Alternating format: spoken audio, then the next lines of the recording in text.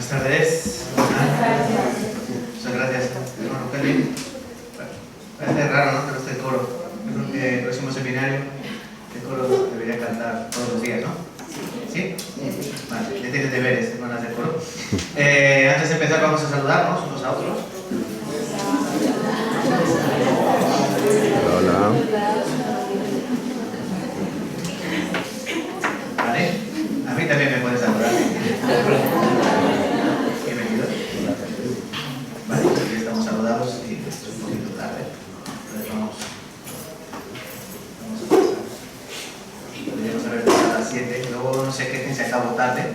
¿Vale? Si acabamos un poco tarde, yo creo que acabamos un poco tarde. Pero bueno, el Señor nos dará el tiempo preciso. Vamos a orar juntos, ¿no? Sí, compañeros, por favor. Señor Padre, que vives y reinas, te damos gracias porque nuevamente tú nos permites que nos reunamos en este lugar y podemos predicar tu santa palabra. Esa palabra por la cual nosotros hemos nacido de nuevo, esta palabra por la cual ningún hombre, Señor, podría recibir la salvación. Si no fuese por ella, nosotros seguiríamos perdidos, sin rumbo, seguiríamos muertos en delitos y pecados, andaríamos como andábamos antes, en la vanidad de nuestra vida, haciendo la voluntad de nuestra carne y siguiendo los deseos de nuestro corazón, apartados de ti y de tu amor, pensando que tal vez alguno por sus obras de justicia podría ir contigo, Señor, pero sabemos que por las obras de la ley y por las obras de justicia ningún hombre puede estar en tu presencia. Ayúdanos para que durante estos días de seminario bíblico muchas almas vengan a este lugar a escuchar tu palabra y a través de ese oír puedan tener la fe verdadera. Señor, sabemos que hay algunas personas que no han podido venir hoy, estaban invitadas, pero sabemos que el adversario tampoco se queda con los brazos cruzados, sino que siempre también tiene que ser piedra de tropiezo. Pero ayúdanos para que en estos días pues, este lugar se llene y muchas personas escuchen. Pero no solo escuchen, porque te pedimos, Padre, que tú toques sus oídos, los oídos del corazón, porque tu palabra se tiene que escuchar con el corazón. Y desgraciadamente muchas veces este corazón duro y engañoso y perverso, más que todas las cosas, nos traiciona y hace que estemos pensando en otras cosas en lugar de estar atentos, como María estaba atenta a lo que Jesús le hablaba a sus pies. Ayuda para que nuestro corazón esté dispuesto y que las cosas de este mundo, nuestras preocupaciones, nuestras dificultades, tal vez nuestras deudas, o aquellas cosas que nos perturban, te pedimos, Señor, que las apartes aunque sea este momento y que podamos escuchar con un corazón dispuesto. También la sabiduría que predica, porque es hombre, y debe predicar la palabra de Dios. Es difícil, Señor, porque los hombres muchas veces tendemos a hablar nuestra propia palabra, nuestro propio pensamiento, nuestra propia opinión. Aleja de los labios que van a predicar esa intención y que solo sea tu palabra bendita la que da vida por siempre. Ayúdanos, Señor, también para que podamos seguir trabajando en esta ciudad que tú has levantado tu iglesia y que a través de este seminario muchas almas puedan recibir la salvación preciosa que has preparado antes de la fundación del mundo. Son muchas cosas que te queremos pedir, Padre Santo, pero el tiempo es corto y ponemos esta oración en tus benditas manos y oramos en el nombre de Cristo Jesús, nuestro Señor. Amén y amén. Vale, pues se llama Seminario Bíblico, bienvenidos. Ante todo, pues les doy las gracias por venir. La tarde no está mal, ¿no? La semana pasada estaba lloviendo. Ahora pues estamos más o menos en una tarde apacible. Pero igual les doy las gracias por venir a este lugar. Yo sé que les han invitado personas que les aman, les quieren y que quieren que escuchen esta palabra. Este seminario bíblico durará desde hoy hasta el domingo. Vamos a tratar diferentes temas. Como ha dicho el hermano Kelvin, no podemos hablar toda la Biblia porque nos podríamos pasar toda la eternidad y nos quedarían cosas que contar. Pero sí lo básico, lo fundamental, lo que una persona necesita para verdaderamente tener una vida de fe. Porque yo sé que todos ustedes pueden ser religiosos o tener una creencia determinada, pero la creencia en sí no salva, y la religión mucho menos. Me atrevo a decir que la religión mata. Porque la religión es un invento del hombre que determina, pues de esta manera llegó a Dios o de aquella manera llegó a Dios. Por eso hay tantas religiones como personas en el mundo. El musulmán tiene su propia religión, el católico su propia religión, el testigo de Jehová su propia religión, el mormón su propia religión, el adventista su propia religión. Cada uno tiene su propia manera de llegar a Dios o pretender llegar a Dios, pero sabemos que solo hay una manera, y es la que Él establece en su palabra. Por eso a lo largo de estos días vamos a aprender fundamentalmente 5 temas, ¿vale? Hoy debemos entender o debemos ver, comprobar si Dios existe, y si Dios existe, ¿cuál es el Dios que existe? ¿Cuál es el Dios verdadero? Y sobre todo, darle sentido a nuestra vida. ¿Quién soy yo? ¿De dónde vengo? ¿A dónde voy? Yo creo que esa es la incógnita pregunta existencial que todos nos hacemos. ¿De dónde venimos? ¿Qué hacemos aquí? ¿Hacia dónde vamos? Entonces vamos a intentar dar respuesta a esas preguntas. Mañana aprenderemos de la historia antigua, la historia del huerto de Edén, el diluvio de Noé, la torre de Babel. ¿Son mitos, leyendas o realmente existieron esas historias? Y si lo que ocurrió allí fue cierto, ¿por qué Dios obró de esa manera? ¿Hay señales, hay evidencias, mejor dicho? Claro que sí, hay muchas evidencias, y veremos esas evidencias para demostrar que la palabra de Dios es verdad. Y también aprenderemos brevemente sobre el pueblo de Israel. ¿Por qué el pueblo de Israel? ¿Por qué no de Estados Unidos o por qué no de España? No, porque Dios escogió al pueblo de Israel para que sean sus testigos, para que a través de ellos podamos entender cómo Dios trabaja, cómo es Dios, y ellos serían el ejemplo. Ellos serían el modelo a seguir por las naciones, pero aprenderemos que el pueblo de Israel fracasó. Pero también Dios prometió en su palabra que lo restauraría en el fin de los tiempos.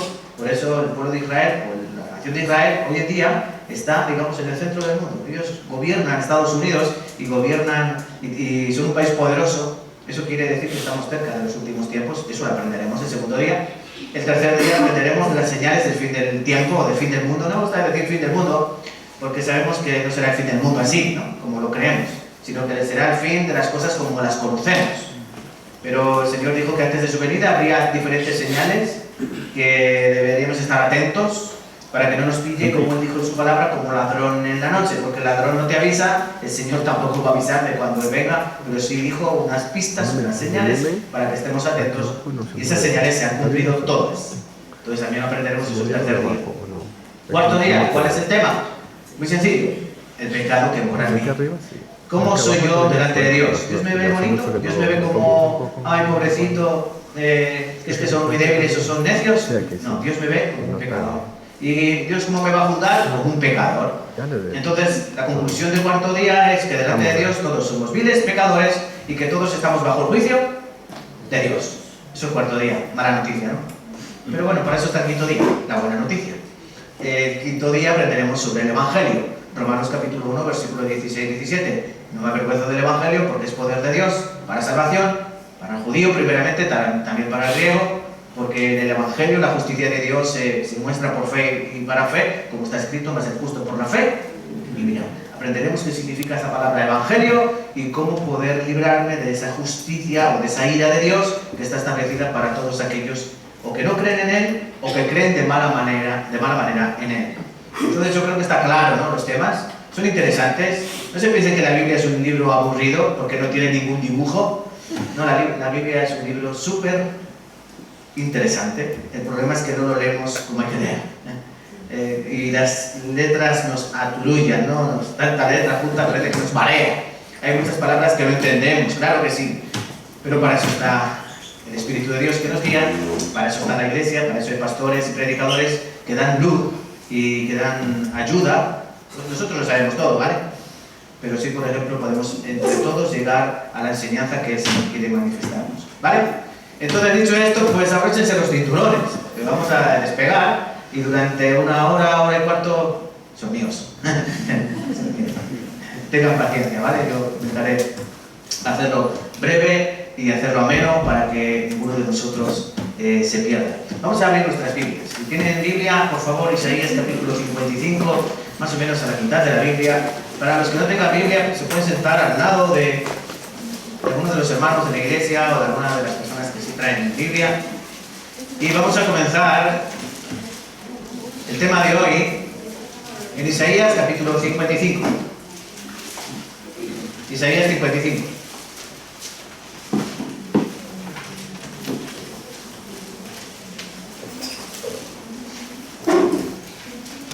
¿Vale? Isaías 55, versículo 1 al 3. Vamos a leer despacio. Isaías capítulo 55, versículos 1 al 3. A todos los sedientos, venid a las aguas, y a todos los que no tienen dinero, venid, comprad y comed. venid, comprad sin dinero y sin precio vino y leche. ¿Por qué gastáis el dinero en lo que no es pan y vuestro trabajo en lo que no sacia? Oídme atentamente y comed bien y se deleitará vuestra alma con dulzura. ¿He dicho que lean conmigo? Sí, es que creo que soy. Inclinad vuestro oído a mí, vuestro oído y venid a mí, oíd y vivirá vuestra alma, y haré con vosotros pacto eterno, las misericordias firmes. Amén. No tengas vergüenza de voz alta, no pasa nada. Aquí, en este pasaje, Isaías 55, vuelvo a leerles despacito. A todos los sedientos, venid a las aguas. A los que no tienen dinero, venid, comprad y comed, venid, comprad. Sin dinero. ¿Cómo que comprar sin dinero? ¿Se puede comprar sin dinero? ¿Se puede comprar sin dinero? No se puede comprar sin dinero. Pero el Señor dice que vengamos y compremos sin dinero, sin precio, vino y leche. ¿Qué se refiere a esta escritura? Muy sencillo. El Señor llama a todos los hombres, sobre todo a los sedientos, como dice aquí, sedientos, hambrientos, los que tienen sed. El Señor, Mateo capítulo 5, en las bienaventuranzas, una de ellas dice: venid, aquellos que tienen hambre y sed de justicia, porque ellos serán saciados. Vamos a pensar por un momento, ¿para quién es la Biblia? ¿Para quién será la Biblia? ¿Para los curas? ¿Para los pastores solo? ¿Para quién será la Biblia? ¿Para quién será la palabra de Dios? Para todos. No es para todos.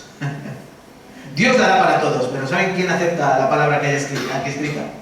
Como dice aquí la Escritura, los que tienen sed, los que tienen hambre, aquellas personas que tienen el corazón roto, aquellas personas que necesitan respuestas, aquellas personas que se sienten abatidas, aquellos que tienen hambre.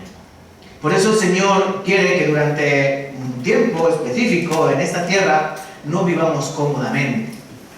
Me explico. Muchas personas se piensan o se preguntan: ¿por qué Dios permite el sufrimiento? ¿Por qué Dios permite el mal? ¿Por qué Dios permite el pecado? ¿Por qué Dios permite que ocurran tantos desastres y tantas muertes? ¿Por qué Dios permite que vivamos en un mundo que cada vez está así, en estas condiciones? Muy sencillo.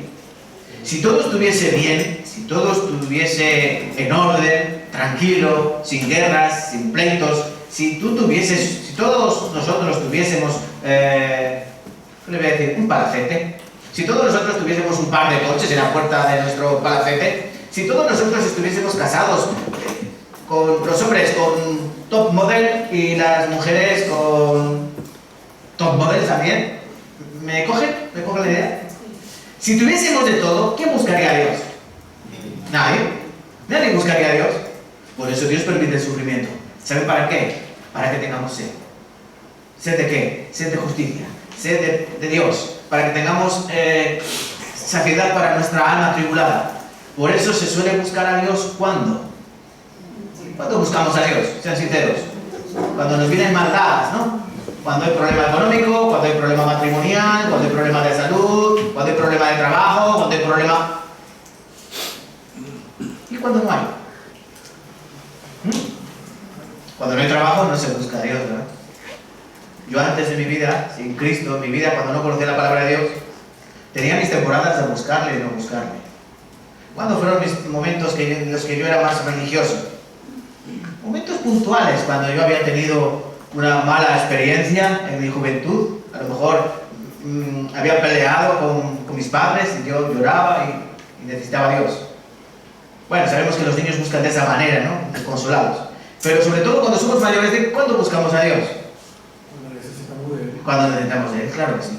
Yo, por ejemplo, tuve un accidente de tráfico donde me tuvieron que hospitalizar, casi pierdo el brazo izquierdo, y ahí en ese momento, cuando me estaban curando, cuando me estaban literalmente despellejando la piel, porque la ropa se había quedado ensangrentada, pegada a los tendones, bueno, no quiero despelucarles, pero en ese momento yo clamaba a Dios, a la Virgen y a todos los santos.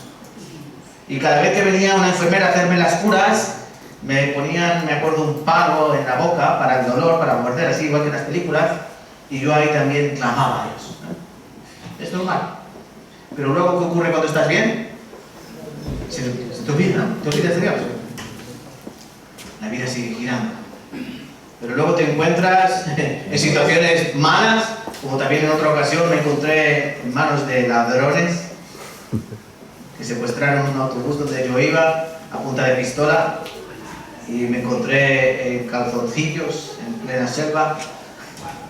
Y yo, allí era el mayor de los cristianos orando, aunque el día anterior yo había estado bebiendo y bailando, sin buscar a Dios. Pero en las situaciones estas es cuando buscamos a Dios.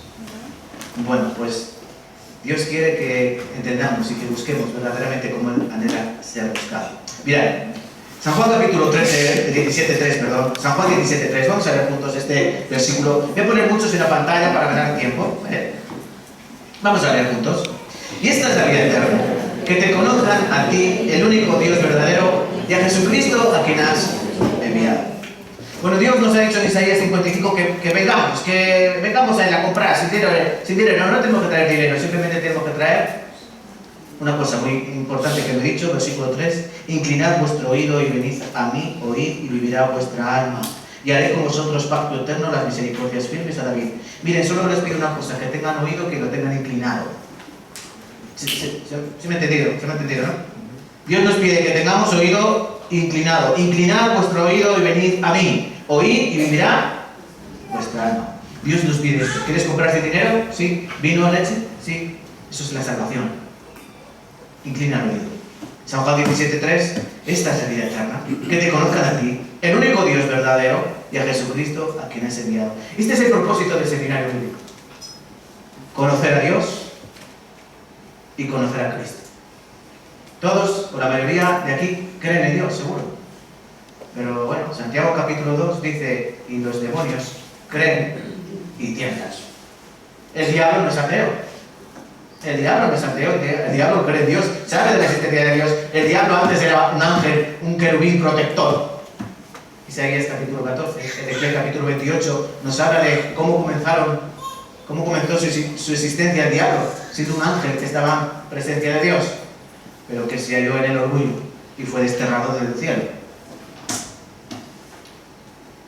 Nosotros tenemos que creer, conocer a Dios, al único Dios verdadero. Solo hay un Dios verdadero, solo uno. Debemos saber cuál es. Y a Jesucristo, a quien has enviado. Si no conocemos a Cristo, yo puedo creer en Dios, pero no puedo recibir la salvación, no puedo salvar mi alma. Yo tengo que conocer al único Dios verdadero y a su Hijo, Jesucristo. Entonces, para eso es este seminario de la Biblia. A través de la Biblia vamos a conseguir, o pretendemos conseguir dos cosas. En primer lugar, salvación del alma. En segundo lugar, una verdadera vida de fe. Porque muchas personas cambian el orden. Piensan que llevan una vida de fe, van a la iglesia, o van a misa, o hacen esto, o hacen aquello, y piensan que a lo mejor Dios luego los lleva al cielo, salvación de su alma. Pero no, primero hay que salvarse aquí en la tierra, y después puedes llevar una verdadera vida de fe. Ese es el orden. Ese es el orden correcto. Primero salvar el alma, después una verdadera vida de fe que agrada a Dios. Juan 5:39. Escudriñad las Escrituras, porque a vosotros os parece que en ellas tenéis la vida eterna, y ellas son las que dan testimonio de mí. ¿Quién dijo esto? ¿Quién dijo estas palabras? ¿Quién? Jesús. ¿Y a quién se les dijo? A los judíos. A judíos que aparentemente conocían la palabra de Dios. Y Cristo les dijo, sí, escudriñad. Escudriñar significa estudiar en profundidad. Escudriñad las Escrituras porque a vosotros os parece que en ellas tenéis la vida eterna. Y ellas son las que dan testimonio de mí. La vida eterna no está en las Escrituras. La vida eterna está en el autor de la Escritura, en Cristo Jesús, su Hijo. Ahí está la vida eterna. Por eso Dios, que dice, escudriñad, estudiad en profundidad las Escrituras, porque a vosotros os parece que en ellas está la vida eterna. Dios nos llama una y otra vez a buscar. Miren, Salmo 69:32. Lo verán los oprimidos y se gozarán. Buscad a Dios y vivirá vuestro corazón. Salmo 105:3 y 4. Gloriaos en su santo nombre, alegres el corazón de los que buscan a Jehová. Buscad a Jehová y su poder, buscad siempre su rostro. Isaías 55:6. Buscad a Jehová mientras puede ser hallado, llamadle en tanto que está cercano. O Mateo 6:33. Buscad el reino de Dios y su justicia, y todas estas cosas os serán añadidas. ¿Ven alguna palabra? Buscad, ¿no? Está en amarillo, está subrayada, está ahí. Buscad, buscad, buscad, buscad, buscad, buscad. ¿Qué quiere Dios? Buscad. Buscad y hallaréis. Dios quiere que le busquemos. Como si tuviésemos nosotros de esta manera. Antes se encontraba un lugar o con brújula o con mapa, hoy en día más moderno, GPS, ¿no? El Google Maps, para llegar a los lugares. Bueno, Dios quiere que a través de su palabra lleguemos a Él. Permítame decirle que Él no está perdido. No es que le busquemos porque Él está perdido. Es que lo que Él quiere es que le busquemos bien. Romanos capítulo 3, dice Pablo, no hay justo ni aun uno. No hay quien entienda.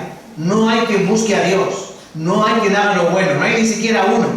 ¿Y por qué Pablo dice que no hay quien busque a Dios? Cuando hay un montón de gente que busca a Dios, ¿no? Porque no lo buscan como Él anhela ser buscado. Lo buscamos, como he dicho hace unos minutos, como si fuese un proveedor. Dame, dame, dame, dame. Ayuda, ayuda, ayuda. Socorro, socorro, socorro. Pero luego nos olvidamos de Dios. Dios quiere que le buscamos por lo que Él es. El creador de todas las cosas, el Padre eterno. Porque Él sabe que sí somos nosotros los que estamos perdidos. Nosotros sí que estamos perdidos. Por eso tenemos que buscarte. Como dice aquí la Escritura. Hechos capítulo 17, versículo 24 al 27. Lean conmigo, por favor. Así no me siento tan solo. El Dios que hizo el mundo y todas las cosas que en él hay, siendo Señor del cielo y de la tierra, no habita en templos hechos por manos humanas, ni es honrado por manos de hombres, como si necesitase de algo, pues Él es quien da a todos vida y aliento y todas las cosas. Y de una sangre ha hecho todo el linaje de los hombres, para que habiten sobre la faz de la tierra. Les ha fijado el orden de los tiempos y los límites de su habitación, para que busquen a Dios, si en alguna manera palpando puedan hallarle, aunque ciertamente no está lejos de cada uno de nosotros. Qué versículos más importantes. Dios dice en primer lugar, Él no habita en templos hechos por manos de hombres.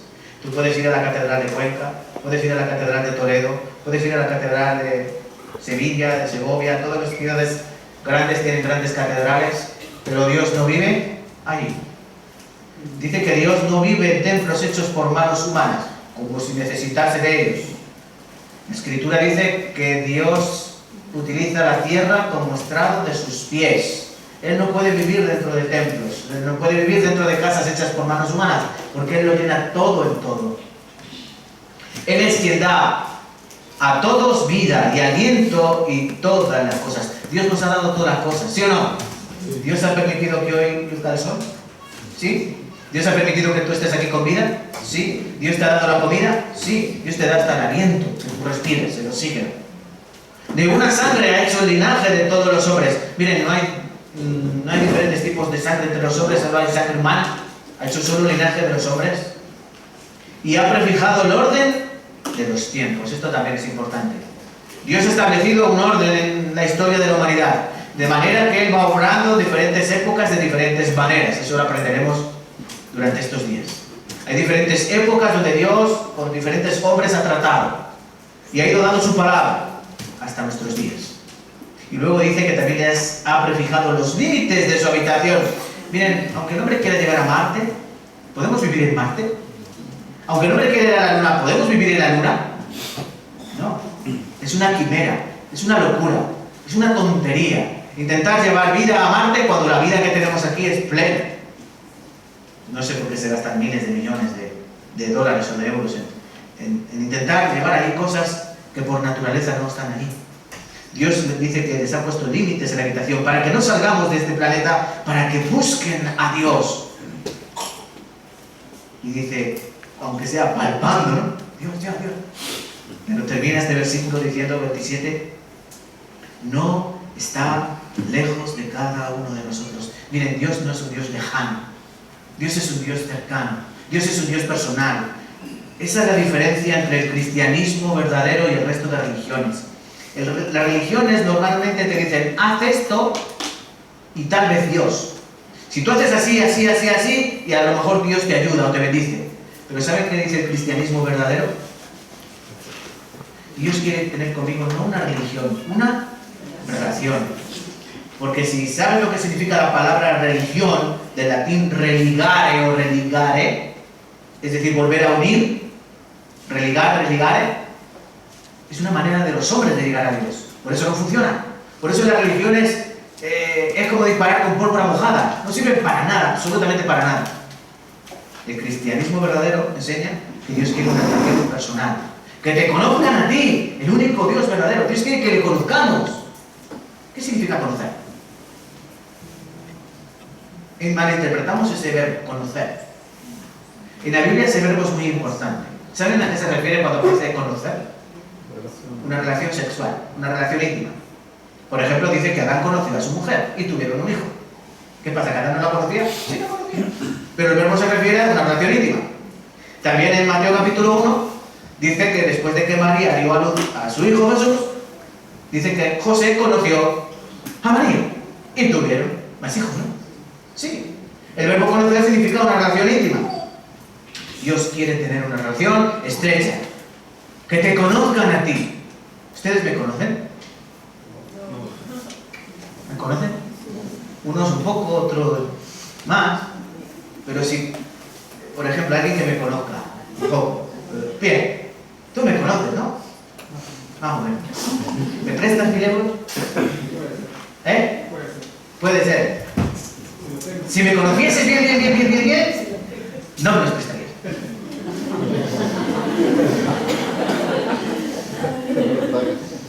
Que soy mal pagado. ¿Me entienden? ¿Quién les conoce bien? Se lo voy a decir. La que duerme contigo, o el que duerme contigo. Ese te conoce bien. Tú vienes aquí y puedes dar una cara, pero la que todos los días te aguanta, la que todos los días te ve, la que todos los días te escucha, tus roquitos y tus cosas, esa es la que te conoce. Te conoce vestido, te conoce desnudo, te conoce tus rarezas, te conoce tu color favorito, tu comida favorita, conoce lo que te enfada, lo que te alegra, conoce todas las cosas, tu persona. La que Dios puso al lado tuyo. Ese es el que lo conoce, ¿verdad? Sí, claro que sí. Bueno, Dios quiere tener ese tipo de relación, aunque mucho más íntima, mucho más estrecha, espiritual, una relación perfecta. Por eso tenemos que les voy a presentar la Biblia. Para algunos una gran desconocida, para nosotros el sentido de la vida y por lo que damos gracias a Dios por su palabra. Miren, la Biblia tiene 3600 años de historia. Los primeros 5 libros de la Biblia se llaman el Pentateuco: Génesis, Éxodo, Levítico, Números y Deuteronomio. Los escribió Moisés. Después de él vinieron los libros históricos, desde Josué, Jueces, Ruth, Primera, Segunda de Samuel, Primera, Segunda de Reyes, Primera, Segunda de Crónicas, Esdras, Nehemías, Esther, libros que hablan de historia del pueblo de Israel. Después hay unos libros que se llaman poéticos: Job, Salmos, Proverbios, Eclesiastés, Cantar de los Cantares. Y luego vienen los libros proféticos, con profetas mayores como Isaías, Jeremías, Lamentaciones, Ezequiel, Daniel, y luego profetas menores como Oseas, Joel, Amós, Jonás, Miqueas, Nahum, Habacuc, Sofonías, Malaquías, Ageo, toda la gente, 12 total, hasta el Nuevo Testamento. El Nuevo Testamento que tiene 27 libros, el Antiguo Testamento que tiene 39 libros. Pero como vamos a aprender, es un libro especial. De hecho, la palabra Biblia, ¿saben qué significa? Viene del término griego biblos, o biblios, de donde viene nuestra palabra biblioteca. Es decir, ¿qué hay en una biblioteca? Libros, en plural. Bueno, Biblia significa grupo o conjunto de libros. 66 en total. Es un libro que, como he dicho, se ha escrito durante 1600 años. Desde Moisés, el primero que escribió los 5 primeros libros, Pentateuco, hasta Juan. El apóstol Juan escribió el último libro que se llama Apocalipsis. Pero a mí me gusta más cómo lo llaman los ingleses. Revelaciones. ¿Por qué es eso? Porque Apocalipsis, ese verbo griego, apocalipto, significa quitar el velo o revelar. Lo que hacen con las estatuas o con las calles cuando las inauguran, están tapadas con un velo y las quitan y se ve lo que hay debajo del velo. El libro de Apocalipsis nos muestra eso. Quita el velo y ¿qué se revela? ¿El juicio? No, Cristo. El libro de Apocalipsis no habla de guerras y de muerte y de jinetes, sí, habla de eso. Pero el mensaje fundamental de Apocalipsis es la revelación de quién es Jesucristo. El Alfa, el Omega, el testigo fiel, el que murió, pero el que vive, el que, como dice el versículo 8, el que todo ojo lo verá, el que nos lavó de nuestros pecados con su sangre. Él es el que se revela en el libro de Revelation. Entonces, ¿es un libro especial o no es un libro especial? Es único este libro. Este libro es único. Entonces Dios viene ahí en su historia, desde la eternidad a la eternidad, ha prefijado un orden de los tiempos y nos da su palabra para que le conozcamos verdaderamente cómo es. Cuando termine esta historia de la humanidad, todo acaba como el libro de Apocalipsis, con un cielo nuevo y una tierra nueva, y desgraciadamente unos viviendo en ese cielo nuevo y otros sufriendo por toda la eternidad en un lugar que se llama lago de fuego y azufre, que es la muerte segunda. Para que entendamos bien esto, segunda de Timoteo capítulo 3 versículos 16 y 17, quiero que lean conmigo en voz alta. Segunda de Timoteo 3, 16 y 17. Toda la escritura es inspirada por Dios y útil para enseñar, para redarguir, para corregir, para instruir en justicia, a fin de que el hombre de Dios sea perfecto, enteramente preparado para toda buena obra. ¿Qué significa esto? Toda la escritura es inspirada por Dios. Significa que toda la escritura, toda ella, no es opinión humana. Hay que decir, no, si es que la Biblia la escribieron los hombres. Sí, escribieron los hombres. Pero Dios, palabra importante, inspiró. Dios dictó. ¿Sí? Dios dictó su palabra para que los hombres entiendan por qué Dios nos dio el lenguaje, por qué Dios nos permite comunicarnos con letras y con escritura. Para que podamos llegar a Él. Si no, no habría manera de llegar a Él. Él quiere comunicarse. ¿Cómo hace? A nuestra manera. Porque nosotros espiritualmente no podemos llegar. Pablo dijo así a los Corintios: el hombre natural no percibe las cosas del espíritu porque para él son locura, pues se han de discernir espiritualmente. Pero ¿qué ocurre? El hombre tiene un problema innato. Aprenderemos, o bien hoy o mañana, un problema innato en cada uno de nosotros, y es que venimos a este mundo muertos espiritualmente. De tal manera que la gente, cuando tú le hablas la palabra de Dios, ¿qué te dicen? Tú estás loco. ¿Qué? Biblia. Así. Necesitamos comprender. Esta palabra fue dictada. Dios inspiró a los hombres. ¿Para qué? Para que tengamos toda su palabra, porque toda ella es inspirada por Dios. No es que una parte la escribieron los hombres, opinión humana, y otra parte opinión de Dios. No. Miren, ¿saben cuál es la prueba de que esto no lo han escrito los hombres? ¿Saben cuál es la prueba? Se lo digo. Nos deja muy mal parados. A los hombres nos deja por el piso. Desde Génesis hasta Apocalipsis. Aparecemos como ¿qué? Desde el principio, desobedientes, egoístas, arrogantes, soberbios, malvados. Desde el principio. En el principio Dios nos da todas las cosas, nos dice: multiplicaos, llenad la tierra, sojuzgadla, disfrutad de todo lo que he creado para vosotros. ¿Y qué hacen los hombres? Creer en el primero que llegue y te dice: serás como Dios, que Dios se está mintiendo. ¿Y cómo termina el libro de Apocalipsis?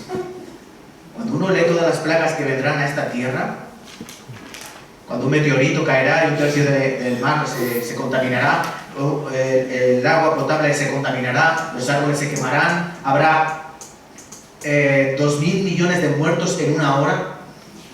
Y dice la Escritura, dice Apocalipsis, dice: y aún así los hombres no se arrepintieron por el duro corazón. Entonces, esto no es opinión humana, esto no es pensamiento humano, esto es inspirado por Dios, es decir, dictado por Dios. Aquí hay una lista.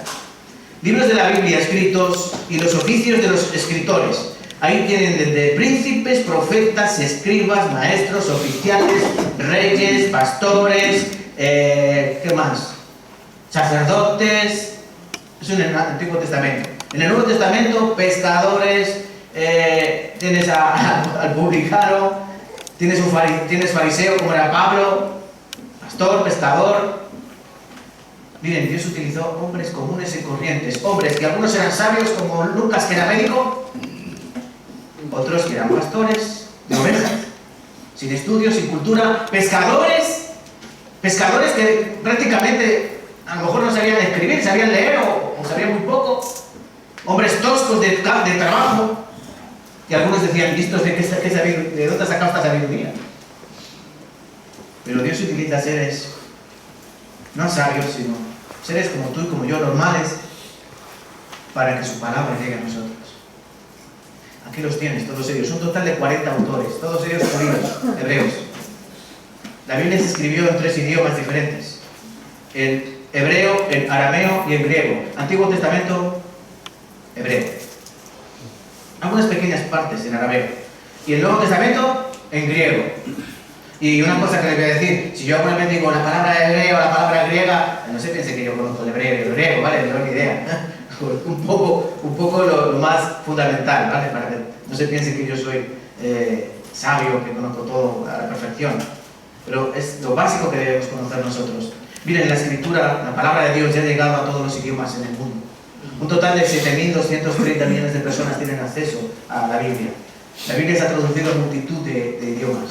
Y sobre todo cuando algunos dicen, no, es que a lo mejor la palabra la han cambiado, porque claro, la Biblia la empezaron a escribir ¿hace cuántos años? 3.600 años. ¡Wow! En ese tiempo han podido cambiar lo que hayan querido. No lo han podido cambiar. En gran manera, ¿saben por qué? Porque hay una maldición que está aquí escrita, tanto en Deuteronomio como en Apocalipsis, que aquel que añada o quite palabras del libro, ¿qué ocurrirá? Dice que si tú añades, Dios te añade plagas, y si tú quitas, Dios quitará tu nombre del libro de la vida.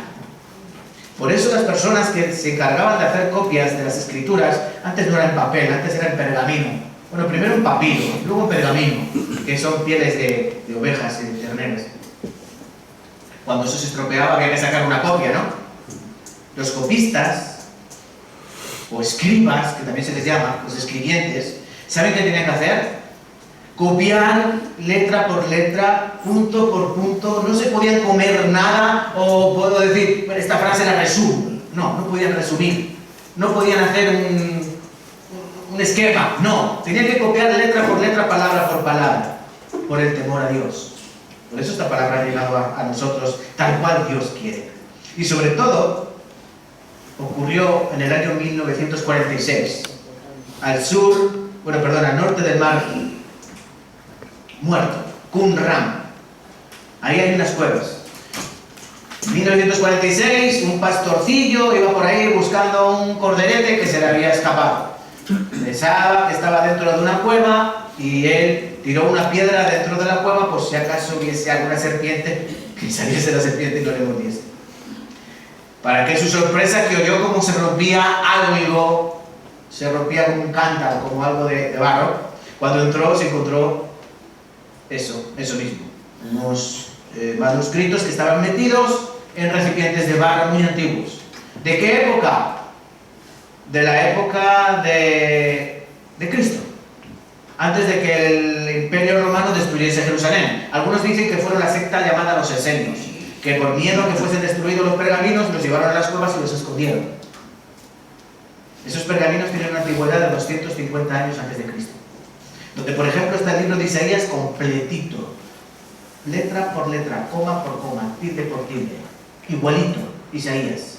Y la mayoría de la escritura del Antiguo Testamento, fracciones, trozos. Claro, recuerden, 2000 años han pasado dentro de unas cuevas, pues muchos estaban deteriorados.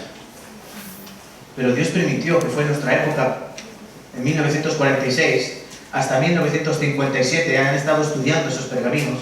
Hoy en día se encuentran en el Museo de Tel Aviv. Y cuando decimos, ¿qué tan fiable es la Biblia? ¿Quieren que les explique cuán fiable es la Biblia? Miren, cuando nosotros nos encontramos, voy a intentar explicar bien esto, para que no me líe. Cuando nos dan un escrito, por ejemplo, vamos a escoger aquí Platón, un libro de Platón. Nos dicen, este es el libro de Platón. ¿Cómo sabemos o a cuánto por ciento sabemos que es verdadero? Muy sencillo. Hay varias informaciones que hay que tener en cuenta. En primer lugar, el número de copias que hay en ese libro. Número de copias. En segundo lugar, el intervalo de tiempo que ha pasado entre que se escribió supuestamente el original al tiempo de la copia. Porque originales no hay. No hay originales de Platón, no hay originales de Aristóteles. Igual que no hay originales de la misma Biblia, no. ¿Por qué? Porque en principio pasaba por boca, luego pasaba en pergamino, y luego había que hacer copias. Entonces, originales no se conservan, pero se conservan copias, que posiblemente sean copias de copias. Entonces, ¿cómo sé que es cierto? Tengo que saber el número de copias, el intervalo de tiempo que ha pasado entre el original y la copia, y valorar eso. Aquí tienen algunos. ¿Lo ven ahí? ¿Se ve, no? ¿Sí se ve? Díganme sí, por favor. Sí. Vale, así se despierta. Lo siento. Esto es importante. Miren, Platón. Fecha de redacción, fecha en la que supuestamente él escribió sus libros, 400 a.C. ¿Cuál es la copia más antigua? 900 después de Cristo. Es decir, la copia que hay, la más antigua es del año 900 después de Cristo. Eso quiere decir que hay un intervalo entre el original y la copia de 1300 años. ¿Y cuántas copias hay? 7. Y dan los escritos de Platón como que son de Platón. Y no pueden ser de Paco, no pueden ser de un cualquiera, ¿sí, no? Y así hay otros tantos libros, como por ejemplo, ¿cuál? ¿Alguno más? No. Venga, Plinio el Joven. Dice Plinio el Joven, Historia Natural, se escribió alrededor del año 61 y 113 después de Cristo. ¿Cuál es la copia más antigua que tenemos? Del 850 después de Cristo. ¿Cuántos han pasado desde el original hasta la copia? 750 años. ¿Cuántas copias? 7. ¿Cuántas copias hay del Nuevo Testamento?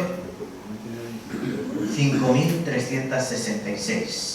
¿Cuánto tiempo pasó entre el original y la copia? 50 años, 100 años, 225 años. Los otros, 1.300 años, 1.800. Entonces, ¿qué es más probable? Que la Biblia sea más cierta que esos escritos, ¿no? Entonces, la Biblia, hay que entender que es un libro que no lo han manipulado los hombres. En primer lugar, por el peligro que conllevaba para los que hacían las copias. Y en segundo lugar, por las evidencias de las cantidades de copias. Otra cosa más importante. ¿Saben que la Biblia, siendo 66 libros, están unidos uno con otro? 1600 años de historia. Escuchen, 1600 años de historia. Este es un profesor, un doctor en psicología clínica cristiano, Jordan Peterson. Él ha hecho este dibujo tan hermoso, ¿no? ¿Saben qué es? La Biblia. Y ha unido sus concordancias, es decir, cuando habla, por ejemplo, Apocalipsis, habla de Génesis, ¿no? Hay versículos que hablan, ¿no? Los ha unido. Y ha unido cada versículo que habla con otro versículo de la Biblia, uniendo el Antiguo Testamento con el Nuevo Testamento. Y ha sacado este dibujo. En líneas. Ahí se ve mejor. Todos los libros de la Biblia y su conexión. ¿Saben qué es la Biblia? Un libro con hipervínculos. ¿Sabes? ¿Conoces esa palabra? Hipervínculo. Esto lo haces tú en internet cuando navegas, ¿no? Te metes a buscar información y le das un clic aquí y te lleva un hipervínculo a otra página y le das ahí y te lleva a otro sitio, hipervínculo. Bueno, pues la Biblia es un libro de hipervínculos. Te lleva de un lado a otro. Los escritores no se conocían. Daniel no conoció a Juan, Juan no conoció a Jonás, Jonás no conoció. ¿Entienden? Pero todos ellos están conectados porque el autor es el mismo. El autor de la Biblia es el mismo, es un solo autor, no 40 autores. Es un autor que fue escribiendo, fue dando su palabra, poco a poco, año tras año, década tras década, siglo tras siglo, y con todos estos hipervínculos. Un total de 63.779 conexiones.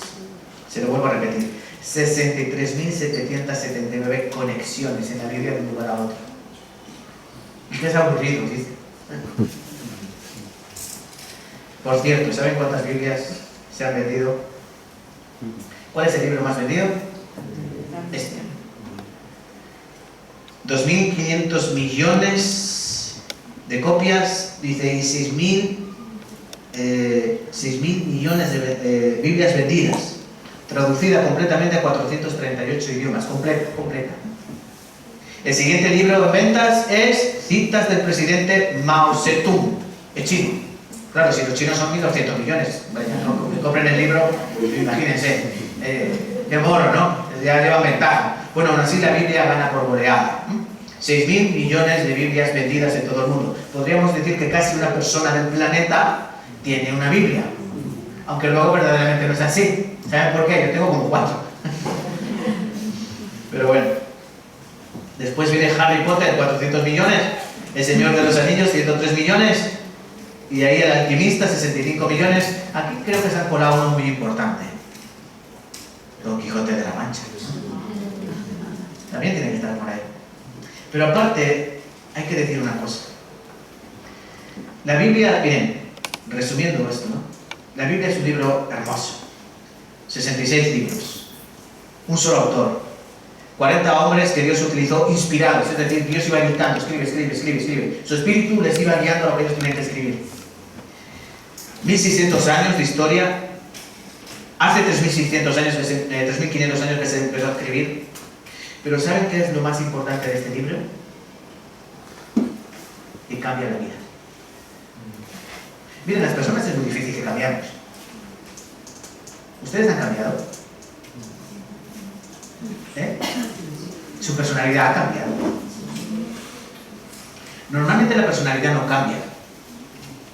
Tú maduras y luego tú vas amoldando tu personalidad a las necesidades, ¿no? De tal manera que si tú eres una persona con mucho carácter, pero luego te casas con otra persona que a lo mejor es muy tranquila, ¿qué hace? Que si tú quieres estar bien en casa, tu carácter tienes que empezar a domarlo, porque la otra persona es demasiado tranquila. De tal manera que los años llevan a que haya un equilibrio. Pero no es que hayas cambiado, sino que te has moldado. ¿Por qué? Porque tu carácter sigue ahí. Y la prueba es que a la mínima, ¡pam!, salta, ¿no? Como la Coca-Cola. Es muy difícil que la persona cambie de personalidad. Muy difícil. Pero la Biblia cambia radical. La Biblia te hace un cambio de raíz. Radical. Hay varios ejemplos en la Biblia. Uno de ellos es Jacob. Jacob, ¿saben qué significa su nombre? Engañador, usurpador, embustero. Eso significa Jacob. Dios le cambió su nombre por el que pelea con Dios, Israel. Su vida cambió totalmente. Abraham se llamaba Abraham, que significa padre de la familia. Pero Dios le cambió su nombre por Abraham, que significa padre de grandes multitudes. Dios le cambió la vida radical. Él era un viejo de 100 años, de 90 años, 99 años cuando iba a tener su hijo. Su mujer era estéril, pero Dios le cambió la vida. Y de él nació una gran nación. Otro que Dios le cambió la vida, un tal Saulo de Tarso. Era arrogante, era fanático religioso, perseguidor de cristianos. Un encuentro con Cristo le lleva a cambiarse su nombre. De Saúl, que significa alto o engrandecido, es un nombre de rey, el rey Saúl, él se llamaba Saulo, significa alto o enaltecido. Él se cambió el nombre de Pablo, que significa pequeño, porque Dios cambió totalmente su naturaleza. Este es un libro, como dice aquí en el diario vasco. Miren, la Biblia es el libro más vendido, el más leído y el único que cambia vidas. Este libro es el único que cambia vidas. Cambia de verdad. Tú puedes dejar de fumar y ya te piensas que has cambiado tu vida. No, has quitado malos hábitos. Tú puedes ponerte a dieta y piensas que has cambiado tu vida. No, has cambiado malos hábitos. La Biblia te cambia. Dice la Biblia, el libro de los libros. Aquí hay, esto me encanta, los milagros de la Biblia. Historicidad, es el libro más antiguo del mundo. Venta, es el libro más vendido del mundo. Conservación, la Biblia ha sido perseguida por todo el mundo y por todos los tiempos. Hitler quiso acabar con las Biblias, quemándolas. Es curioso, un filósofo alemán llamado Friedrich Nietzsche dijo: Dios ha muerto. ¿Saben qué ocurrió con él? Murió asfixiado con su propio vómito. ¿Y saben qué ocurrió en su casa? Se convirtió en una empresa donde vendía Biblias. ¿Entienden? La Biblia ha sido perseguida, pero Dios no permitirá que desaparezca. El poder que Dios utiliza, el Evangelio. Formación. El hecho de que fuese formado durante 1600 años es un libro milagro. Es un libro milagro. Idioma. Se ha traducido a 3.658 idiomas. Y unidad. Los 66 libros hablan del mismo tema, Cristo. La Biblia habla solo de una cosa, Cristo. Y poder. Aquí hay poder. Yo no sé si habéis visto una película, a mí me gusta, aunque es un poquito violenta. El libro de Eli. ¿No? Es muy buena, es de Denzel Washington. Trata de un mundo apocalíptico donde una guerra ha destrozado todo, ¿no? Y donde la gente se está muriendo y se comen unos a otros. Pero hay uno malandro que es el dueño de un pueblo y anda buscando un libro. Él busca un libro. ¿Qué libro buscará? Le traen libros, le traen telenovelas, le traen el Código Da Vinci, le traen... No, ese no es. Hasta que llega un hombre a su ciudad con un libro misterioso que tiene este símbolo. Ese es el libro. Dice, ese tiene poder para controlar a la gente. Tiene el poder para darles lo que ellos necesitan. Dice, tú tienes ese libro y los tendrás a ellos. Él pierde la vida buscando para intentar conseguir la Biblia. Para los que no lo han visto, les voy a hacer matar el final. Al final consigue el libro, pero sabe que abre el libro, abre la Biblia y está en braille. En la lengua de ciegos. No le sirve para nada. Pero el que llevaba la Biblia, desde Washington, la tenía aquí. Y llega a un lugar, a la cárcel de Alcatraz, creo que es, y empieza en el principio, creo, el verbo, y otro ahí escribiendo, hasta que la vuelven a escribir completa. Es una película, pero ilustra lo que algunos conocen la Biblia, saben que tiene poder. Bueno, Dios nos enseña que la Biblia tiene poder. Aquí miren, vamos a avanzar un poquito más. ¿Qué nos enseña la Biblia? Muy sencillo. En primer lugar, ¿quién es Dios? ¿Cómo es Dios? Su naturaleza, su grandeza, su poder, su creación. Génesis capítulo 1, Génesis capítulo 2 nos hablan del poder de Dios. Génesis capítulo 3 nos hablan de la caída del hombre. Génesis capítulo 4 nos hablan de la muerte de un hermano a manos de otro hermano. Continúa la historia, Génesis capítulo 6 nos habla de cómo Dios castiga con un diluvio. Y el libro de Génesis nos cuenta desde el capítulo 1 hasta el 11, nos habla de la creación, de las primeras civilizaciones y de cómo el hombre pretendía ser Dios, como por ejemplo en la Torre de Babel. Desde Génesis 12 al 50, ¿de qué habla? Del origen, elección del pueblo de Israel. Pero Dios siempre muestra su poder. También Dios nos enseña cómo es el hombre, cómo es nuestra naturaleza y por qué morimos. También la historia del pasado, las predicciones cumplidas. ¿Saben que un tercio de la Biblia es profecía? Un tercio de la Biblia es profecía. Y cómo no nos habla del pueblo de Israel, el pueblo de Dios. Y por último, cómo no, habla de la vida de Jesús. ¿Quién es Jesús? ¿Qué hizo Jesús por nosotros? Y manifiesta su salvación. ¿Existe Dios? ¿Existe Dios? ¿Y cómo lo sabemos? Miren, a Dios se le puede ver de tres maneras, fundamentalmente. A Dios se le puede ver por medio de las cosas creadas. Cosmos se llama eso, ¿no? El cosmos, esa palabra griega cosmos, significa orden. O todo lo creado. Esa palabra cosmos, sus cosméticos. ¿Las mujeres usan cosméticos? ¿Por qué es esa palabra cosmético? Viene de cosmos, que significa poner en orden. Entonces ustedes cuando se ponen cosméticos, ¿qué están haciendo? Poniéndose en orden porque alguna ya parece que está en desorden. Las arruguillas y esas cosas, ¿no? Las patas de gallo y demás. Otra manera de ver a Dios, ¿cómo no? Palabra. Una mujer samaritana en San Juan capítulo 4 establece una conversación con Jesús. Y le dice, bueno, pues ¿cómo quieres? ¿Cómo que me hablas? ¿Cómo que me pides agua? Si tú eres judío, yo soy samaritana. Y los judíos y los samaritanos ni nos dirigimos la palabra. Pasa como los ecuatorianos y los peruanos. No se lleva bien. No sé.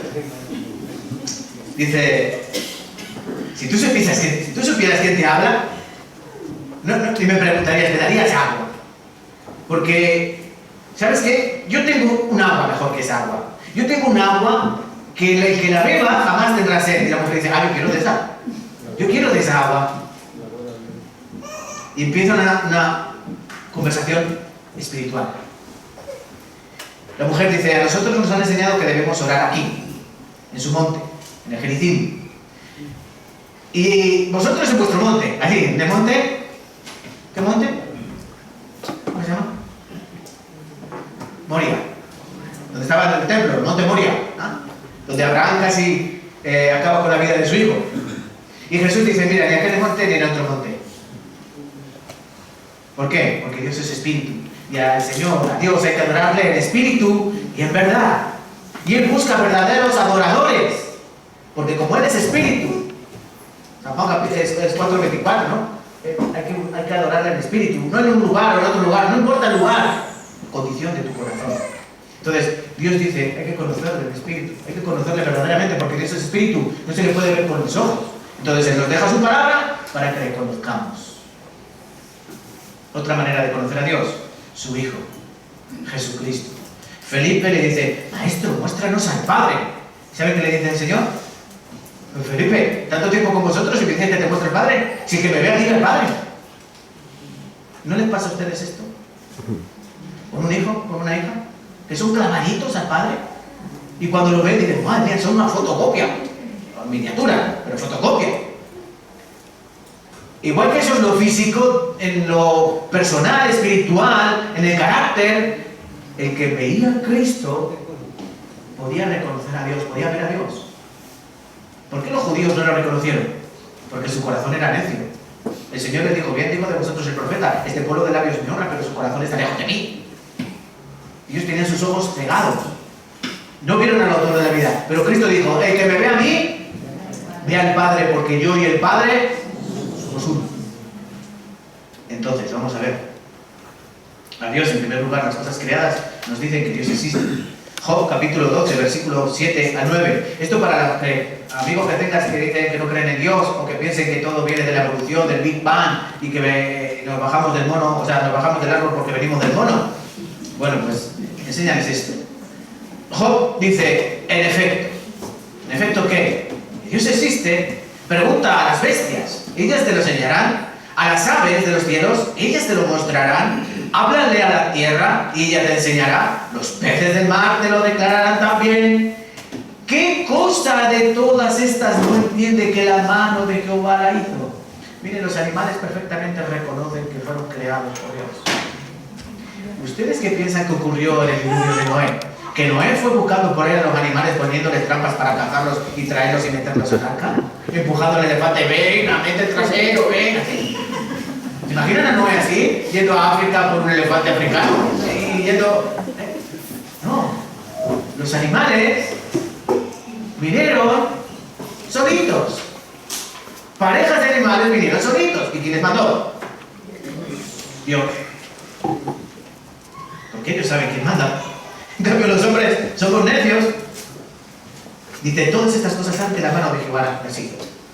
Miren, cuando tú empiezas a estudiar la teoría de la evolución, que todo surge con Charles Darwin, allí en las Islas Galápagos, cuando él se pone con su libreta a ver a los pelícanos y a ver a las tortugas y a las iguanas y empieza a conectar. Hay un libro que él escribió que se llama El origen de las especies, donde él llega a la conclusión que todo ha sido llevado a cabo, los animales han llegado a ser como son, porque ha habido una evolución y que en principio era una ameba, algo muy chiquitito, prácticamente invisible, algo que se movía en el mar y que de ahí empezaron a surgir otros animalitos y pasaron millones y millones de años y otros animales, ¿no? Bueno, y la gente se lo ha tragado. No sé quién dijo esto, pero dijo, si tú una mentira la repites muchas veces, la gente la va a aceptar como una verdad. No importa cuán gorda sea la mentira, pero si tú la repites muchas veces, al final se la traga. Bueno, no se puede entender que haya cambio de especie, de una especie a otra, es inconcebible. Cuando leemos Génesis capítulo 1 dice que Dios creó a los animales según su género, según su especie. de tal manera que los animales se reproducen entre los de su mismo género, su misma especie. No se pueden reproducir con otros animales de otra especie. Incluso entre los que parecen parecidos tampoco se pueden reproducir, porque si tú coges a un caballo y lo cruzas con una burrita, ¿qué quieres? Una mula. ¿Y qué le ocurre a la mula? Es estéril. Se puede mezclar. Y miren que son parecidos, ¿no? Equinos. Pero no son la misma especie. Y Dios nos dice en su palabra que Él creó toda clase de animales. Aves en los cielos, peces en las aguas, terrestres en la tierra, que no surgieron todos de un mismo lado y luego se fueron, con el paso de miles de millones de años, se fueron dispersando en otros tipos de especies, de géneros. Es imposible, porque hay una cosa dentro de nosotros, que esto damos gracias a la ciencia, llamada ADN. ADN, ¿qué significa el ADN? Que todos dentro tenemos un código, y que cuando yo replico ese código a través de la reproducción, ¿tú qué tienes si juntas un gato y una gata? Gato.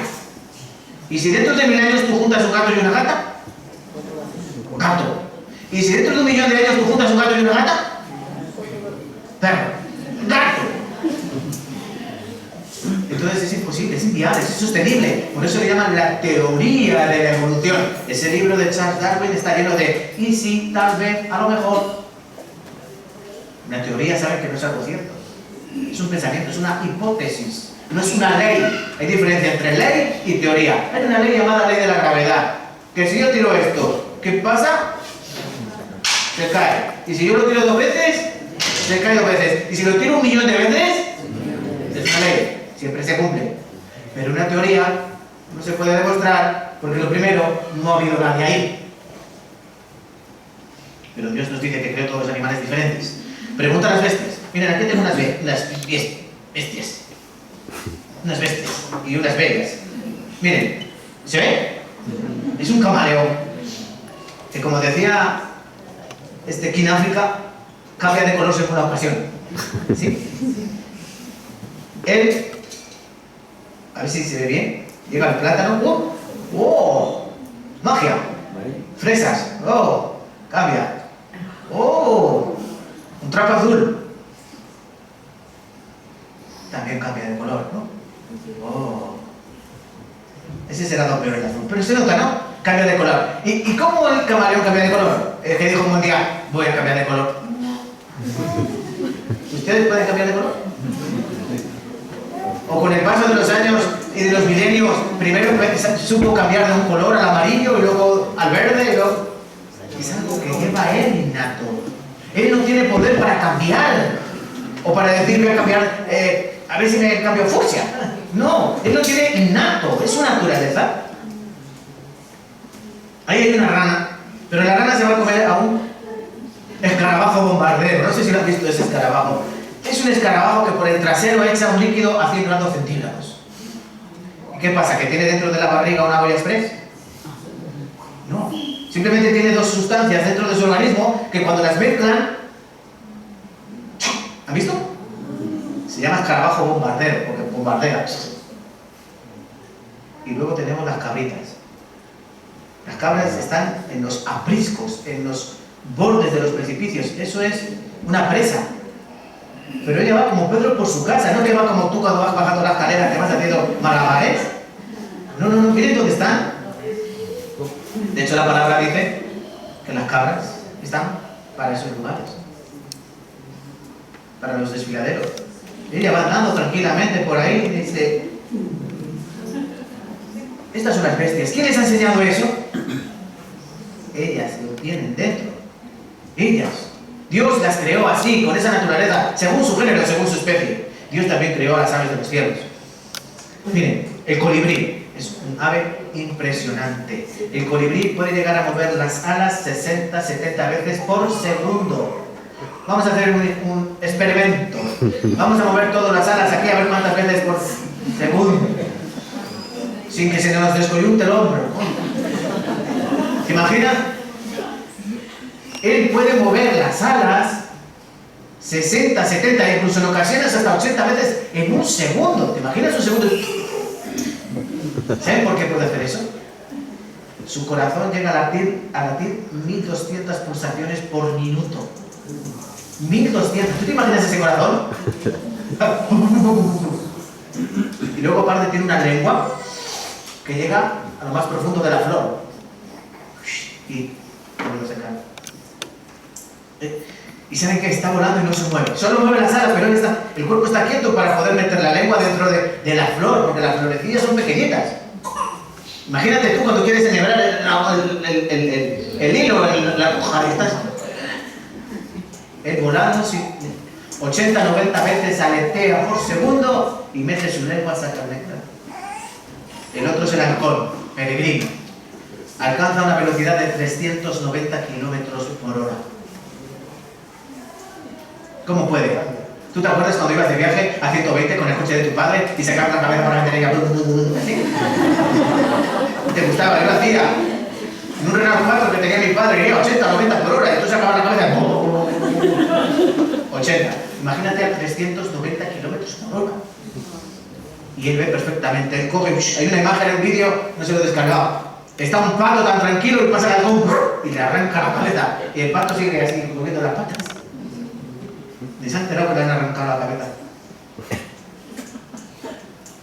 De hecho, el bombardero que hay ahí, que es un B-12 estadounidense, tiene la aerodinámica de un halcón. Los peces, pregúntale a los peces. Miren, ahí tienen a los cristianos, el salmón. ¿Saben que a los cristianos nos llaman salmones? ¿Por qué? ¿Porque tenemos ganas de besugo? No, porque vamos contra la corriente. El salmón va contra la corriente. La vida del salmón es maravillosa.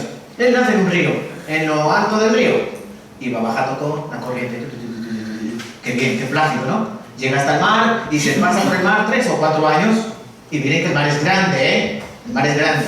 Pues después de esos 3 o 4 años, él vuelve al río donde él nació, no a otro, al donde él nació, y sube contra la corriente, cascadas, rápidos, contra osos, pescadores, lo que sea. Como hay una imagen, ¿no? Saltan, saltan, saltan, hasta que llegan a lo más arriba donde él nació. Y cuando llega allí, pone los huevos y se muere. De cansancio se muere. Y luego eclosionan los huevos y sus crías. Entonces sacrifica su vida. Todo como los cristianos, contra la corriente, nos machacamos, nos destrozamos por el amor a otros y morimos. Si morimos para el Señor, morimos. Si vivimos para el Señor, morimos. El salmón es eso.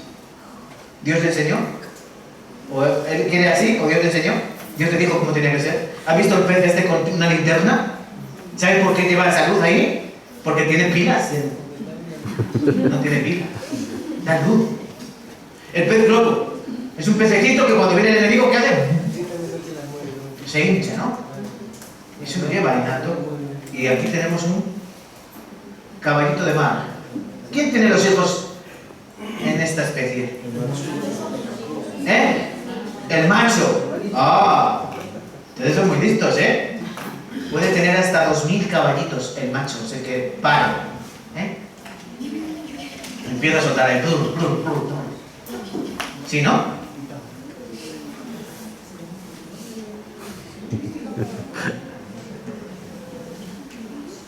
Bueno, ya, que se emocione. Miren, miren, Dios es un creador excepcional. Ustedes nos han preguntado por qué los hombres somos así.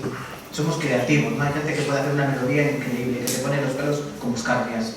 Hay gente que hace unos dibujos que te admiras, que parece tan real, ¿verdad? Hay gente que tiene una voz para cantar que parece que están cantando los mismos ángeles. Los hombres, hay gente que tiene unos talentos increíbles. ¿Por qué? Porque Dios también lo puso eso en nosotros. Miren, esto es un robot.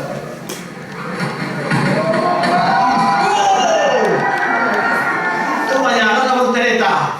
3 años de experimento, 25 personas, un montón de ingenieros, de técnicos, de... ¿Sí? ¿Eso es así o no?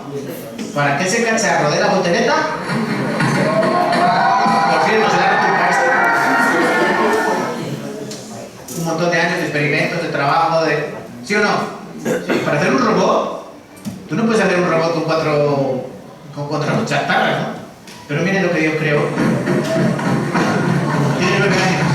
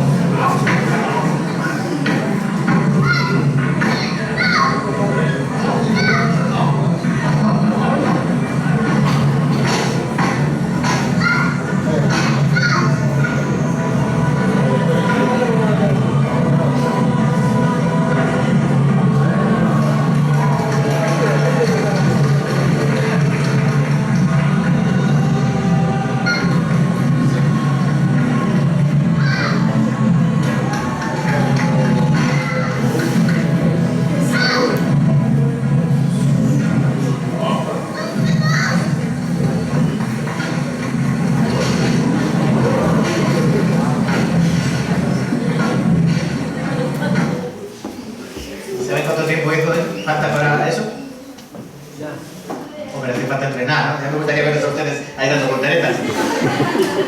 Yo no puedo hacer ni 5 abdominales como... Pero niños, si ustedes practican, pueden hacerlo. No es de Marte. No es de Marte. Pero ven, Dios nos ha creado así. Para hacer un robot, hombres intentado dar la voltereta, se le caen las piernas. ¡Oh! Pero lo que Dios ha creado. El ser humano somos una máquina perfecta. Los huesos, los tendones, los músculos, nuestro mismo cerebro tiene miles de millones de neuronas que conectan, hacen sinapsis, ¿no? A través de electricidad para que nosotros podamos pensar, hablar, hacer muchas cosas a la vez. Bueno, los hombres sobre una, las mujeres varias. Pero las conexiones están ahí. Las conexiones están ahí. Las de los hombres se conoce que hacen cortocircuito porque se mezclan con el fútbol y otras cosas. Pero el hombre ha creado, Dios que ha creado una máquina perfecta. Su corazón no late, su corazón puede decir, no latas, para, te pares. ¿Puedes decirle a tu corazón que se pare? No, él sigue. Vamos a probar cuánto tiempo sin respirar. Vamos a dejar de respirar. No se puede, no, aunque tú lo quieras, tienes que respirar. No puedes dejar de respirar. Dios nos ha creado con una estructura perfecta, músculos, te rompes un hueso y él solo se suelda, te haces una raja y ella misma se cicatriza. Es increíble.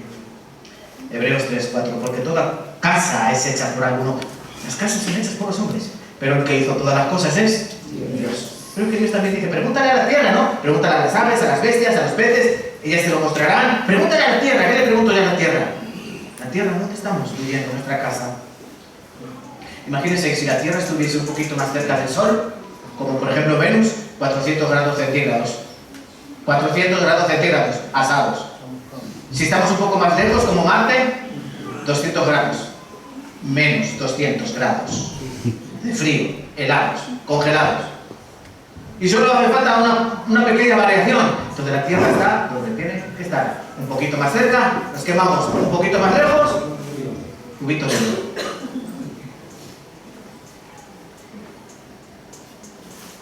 Aquí los hombres siempre imaginando cómo es la Tierra. Los hindúes decían que la Tierra estaba sujetada por 4 elefantes y esos 4 elefantes estaban encima de una tortuga enorme que se movía por el cielo. Los griegos decían que no, que era un titán que se enfadó Zeus con él y lo castigó sujetando a la Tierra, que se llamaba Atlas. Imagínate que ese forzudo está sujetando a la Tierra. Como decía uno, se le pasa un mosquito por el sobaquillo. Esto de la Tierra ya. El apocalipsis, ¿no? El apocalipsis. Luego otros pensaban que la Tierra era un plato. De hecho, hoy hay una corriente llamada los terraplanistas que siguen pensando que la Tierra es plana. Bueno, mucha gente se lo creía. Pensaban que al final había monstruos marinos, dragones gigantescos en el agua que te devoraban. Y si no te devoraban, pues tú te caías por una catarata infinita. Qué curioso que hasta la Edad Media nadie viajaba hacia Occidente. Pero un hombre sí. Un hombre fue a los Reyes Católicos y le dijo, dame 3 barcos, que yo me voy. ¿Quién era? Colón.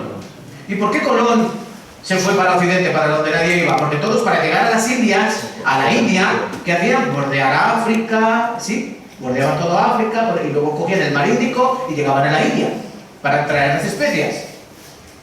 Pero Colón dijo, no, por África no, que están los franceses. Dijo, yo me voy a dar la vuelta. ¿Y por qué Colón sabía que la Tierra era redonda y no plana como creían sus contemporáneos? Muy bien, porque era judío. Un judío sefardita, un judío español. No se conoce nada de la historia de Cristóbal Colón. ¿Saben por qué? Porque era un judío camuflado. Justo en el año 1492, 300.000 judíos fueron echados de España. ¿Y quiénes no se iban? ¿Quiénes no eran echados? Aquellos que decían, no, yo ya no soy judío, ahora soy cristiano. Entonces, Colón estaba medio camuflado.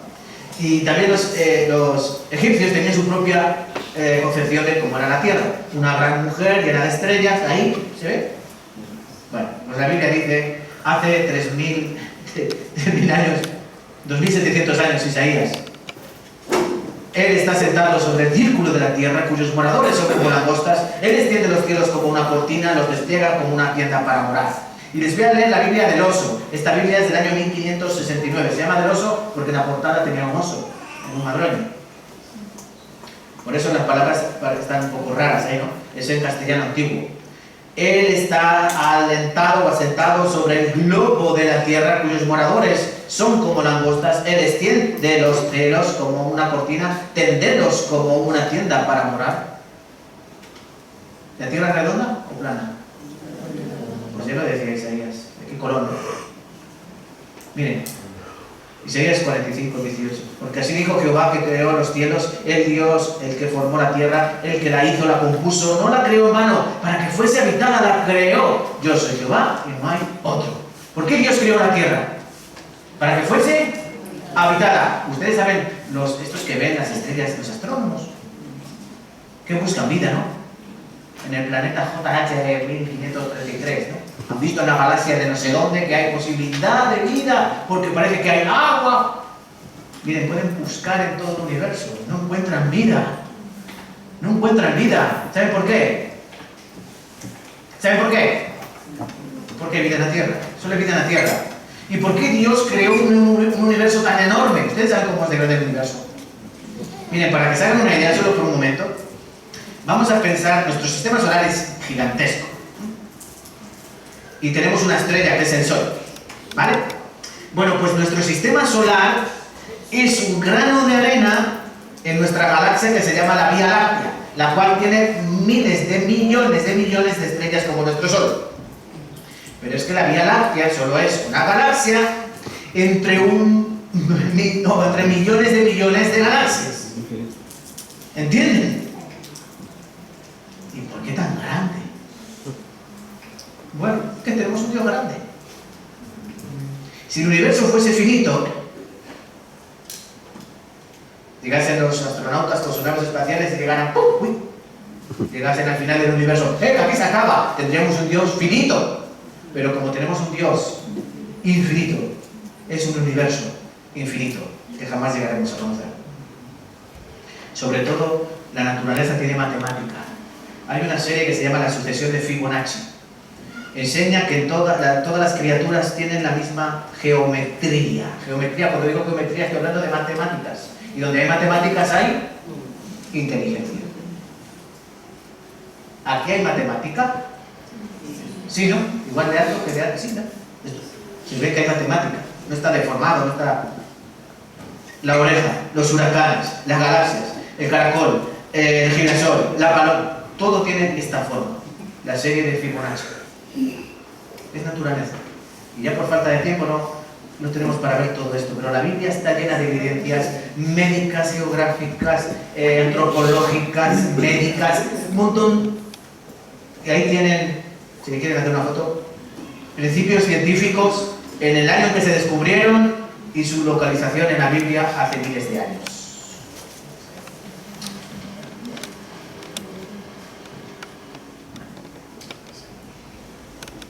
¿Ya le han hecho la foto? No me saquen a mí, ¿eh? Tengo copyright.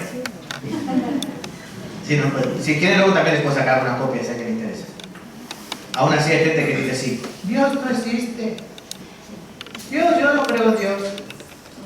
Dice el tonto, dice el necio en su corazón, no hay Dios. Salmo 14, versículo 1, Salmo 53, versículo 1. Dice el necio en su corazón, Dios no existe. Bueno, Dios sí se da a conocer. Romanos capítulo 1, versículo 19 al 22, porque lo que de Dios se conoce les es manifiesto, pues Dios se lo manifestó. Porque las cosas invisibles de Él, su eterno poder y deidad, se hacen claramente visibles desde la creación del mundo, siendo entendidas por medio de las cosas hechas, de modo que no tienen excusa, pues habiendo conocido a Dios, no le glorificaron como a Dios, ni le dieron gracias, sino que se envanecieron en sus razonamientos, y su necio corazón, su tonto corazón, fue entenebrecido, profesando ser sabios, se hicieron necios. La vida, ¿de dónde viene? El Big Bang, la explosión, el mono, la mona. Profesando ser sabios, se hicieron necios. Pero dice que lo que se conoce de Dios se puede ver a través de las cosas hechas, de modo que no hay excusa. ¿Esto ha aparecido aquí después de miles de millones de años? ¿Ah? No. Sí. Estaba por aquí los circuitos, el chip, y pasaron miles de millones de años y se fueron juntando. ¿A que no? No. Entonces nosotros, ¿qué es más complejo, esto o yo? ¿Eh? Bueno, esto o ustedes. Yo sí, sí. Esto o ustedes. Mucho más complejo, ¿no? Esto no. Nosotros somos complejos. Eso es lo primero que debemos entender. ¿Dios existe o no existe? Sí. ¿Y qué Dios es verdadero? El que sabe cómo es su creación. El Dios de la Biblia que nos dice cómo son todas las cosas. Ahora Dios quiere darnos sentido a nuestra vida. ¿Ustedes saben cuál es el sentido de su vida? Los animales saben cuál es el sentido de su vida. Miren, el cerdo sabe que ha nacido para una cosa. ¿Qué es? Comer. Por eso come todo. Come caviar, come fruta podrida, él no distingue, él come. Lo que tú le pongas, él se lo come. Él nació para comer. ¿Y ustedes por qué han nacido? ¿Qué hacen aquí en esta tierra? ¿Tiene sentido tu vida? ¿Tú sabes para qué naciste, para qué viniste? ¿Has venido como los animales para multiplicarte, para crecer y para después morir y dejar lo poco que tengas a otros? ¿Para eso has nacido? Dios quiere hacernos entender. ¿Qué aprovechará el hombre si ganare todo el mundo y pierde su alma? Dios nos ha hecho a su imagen, dice Génesis capítulo 1, versículo 27, y Génesis capítulo 2, versículo 7, dice cómo Dios formó al hombre. A imagen de Dios lo creó, varón y hembra los creó. Dios puso en nosotros una cosa fundamental que no está en los animales. ¿Saben qué es? Espíritu. Espíritu. ¿Qué aprovecha al hombre si gana a todo el mundo y pierde su alma? ¿Qué recompensa dará al hombre por su alma? ¿Alguien vende su alma? Compro alma. ¿Alguien me vende su alma? ¿No? Ok. 1.000 euros. 5.000 euros. Acepta Pizu. 2 millones de euros. Alma, te compro un alma. ¿A que no la vendes? No, nadie vende su alma. ¿Quién vendería su alma? Sí, hay gente que dice que vendería el alma por riquezas y cosas, ¿no? Los locos, los desesperados pueden vender su alma. Como uno que yo me sé, Saúl, ¿no? Que ganó su primogenitura por un plato de lentejas. Dios dice que nuestra alma es de gran valor. Pero qué pena, no la queremos vender, pero tampoco la cuidamos. Aquí había un hombre que tenía muchas posesiones, Lucas 12. Dice, el Señor también le refirió una parábola diciendo, la heredad de un hombre había producido mucho. Él pensaba dentro de sí mismo diciendo, esto haré porque no tengo lugar donde guardar mis frutos. Derribaré mis graneros, los edificaré mayores, y allí guardaré todos mis frutos y mis bienes. Y diré a mi alma, ¿con quién habla? Con su alma. Y diré a mi alma, alma, ¿cómo estás? ¿Estás bien? Muchos bienes tienes guardados para muchos años. Repósate, come, bebe, regocíjate. Pero Dios le dice, otra vez esta palabra, tonto, necio. Esta noche vienen a pedir tu alma, y lo que has provisto de quién será, así es el que hace para sí tesoros y no es rico para con Dios. Dios quiere que entendamos, ¿yo existo? Sí, pues búscame, porque yo soy lo importante, no tu vida de la carne, tu alma que he puesto en ti. Dios nos está explicando eso. ¿Él quién es? ¿Saben quién es él? Es un dibujo de él, no es él, Salomón, el rey Salomón, hijo de David. Dice Eclesiastés capítulo 1, vanidad de vanidades, dijo el predicador, vanidad de vanidades, todo es vanidad. ¿Qué provecho tiene el hombre de todo su trabajo con el que se afana debajo del sol? Vanidad de vanidades. Esa palabra vanidad, hebreo, Jebel. ¿Ha habido algún predicador que se llama Dante Jebel? Bueno, su apellido es vanidoso, vanidad. Significa vano, vacío, sin fruto, sin provecho. Jebel. Este hombre fue el más rico de su época. Él tuvo esclavos, palacios. Bueno, el capítulo 2 dice que él propuso su corazón alegrarse con todo lo que le viniese a la mano. El vino, las mujeres, él tuvo 1.000 mujeres, 700 casadas y 300 concubinas, 1.000 esposas. Algún hombre se declaraba, ¿no? 1.000 mujeres, 1.000 dolores de cabeza. 1.000 No negué a mis ojos ninguna cosa que deseara, ni aparté mi corazón del placer alguno, porque mi corazón gozó de todo mi trabajo. Esta fue mi parte de toda mi faena. Miré yo luego las obras que había hecho mis manos y el trabajo que tomé para hacerlas. He aquí todo vanidad, aflicción de espíritu y sin provecho debajo del sol. Y algunos pueden decir, sí, que fácil, es que lo tenía todo. Cuando vi que me vendían a mí ahora mismo 20.000 euros y un coche nuevo y una casa propia, y ya, ahí me quedo, ya con eso voy a ser feliz. No, querrás algo más. Querrás algo más, siempre queremos algo más. Y no estamos contentos con lo que tenemos, queremos lo del otro. Pues él dijo, vanidad de vanidades, todo es vanidad. Pero esa es la verdad del hombre. El hombre es como si dentro de él tuviese sanguijuelas. Que chupan, dame. Y no nos cansamos de desear. Él dice que todo es vanidad. En todo tu trabajo, mire, si te afanas por tu casa, al final tu casa, ¿sabes qué harán? Dentro de no muchos años, será de otro. Será de otro. La casa donde yo nací, donde yo me crié, la casa donde yo me metí en la ventana para jugar, la casa donde... Ya no es mía. Hay unos extraños viviendo ahí. Yo digo, mi casa, pero no, mi casa. Yo no puedo pasar. Y así pasará con la donde vivo ahora. Porque todo se queda. Eclesiastés 12 dice que desnudo como vine, 12:7, vine desnudo y me voy desnudo. Aunque te pongan un traje de Armani, pero te vas desnudo, no tienes nada de llevar para llevarte. Él es Alejandro Magno. Con 33 años había conquistado gran parte del mundo conocido. 33 años. Murió. Antes de morir dijo así: quiero que los mejores médicos carguen mi ataúd para mostrar que no tiene ningún poder sobre la muerte. Quiero que el suelo sea cubierto por mis tesoros, para que todos puedan ver que los bienes materiales que aquí se conquistan, aquí se quedan. En tercer lugar, quiero que mis manos queden fuera del ataúd para que las personas puedan ver que vinimos con las manos vacías y nos vamos con las manos vacías. Así dijo él. Otro, Abderramán III, califa en Córdoba, año 961. Un rey musulmán, Abderramán. Les leo sus palabras cuando era anciano. He reinado 50 años en Córdoba, amado por mis súbditos, temido por mis enemigos, respetado por mis aliados, riquezas, honores, poder, placeres aguardaron mi llamada para acudir de inmediato. No existe terrena bendición que me haya sido esquiva. En esta situación he anotado los días de pura y auténtica felicidad que he disfrutado. Suman 14 y no todos seguidos. Él dice que tuvo todo. ¿Cuántos días felices? 50 años como rey. ¿Cuántos días felices? 14 y no seguidos. Y quítale las horas de sueño. Bueno, si te caía la baba con las 1000 mujeres del sermón, ¿saben cuántas mujeres tuvo Abderramán? 6.300 mujeres. Su favorita, Fátima, la única mujer libre, y la esclava, Mariam y Mustah. Tenía 3 favoritas y otras 6.297.